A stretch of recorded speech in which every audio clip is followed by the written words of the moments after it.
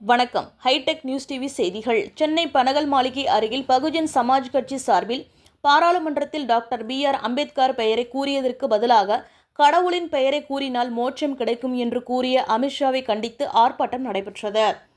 இதற்கு தலைமை மாநில பொதுச் செயலாளர் பெரியார் அன்பன், முன்னிலை மாநில பொதுச் செயலாளர்கள் கினோ ஆம்ஸ்ட்ராங், ஜெய்சங்கர், துவக்க உரையினை மாநில செயலாளர்கள் S. மோகன், ரீகன் ஆம்ஸ்ட்ராங், இடும்பன் ஆகியோர் பேசினர். அதனைத் தொடர்ந்து பேசிய மாநில தலைவர் வழக்கறிஞர் டாக்டர் ஆனந்தன் கூறுகையில், டாக்டர் அம்பேத்கர் இயற்றிய சட்டத்தின் மூலம் இன்று உள்துறை அமைச்சராக இருக்கும் அமித்ஷா இதுபோன்ற செயல்களில் ஈடுபடுவது மிகவும் கண்டிக்கத்தக்கதாகும்.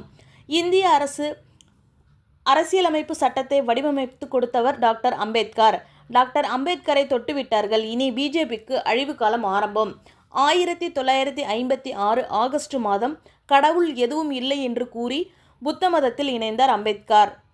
அமித்ஷா இதுபோன்ற செயலில் ஈடுபட RSSன் பின்புறமாக செயல்பட்டு வருகிறது. இந்தியாவிலும் தமிழ்நாட்டிலும் RSS ஒருபோதும் கால் ஊண்ட முடியாது.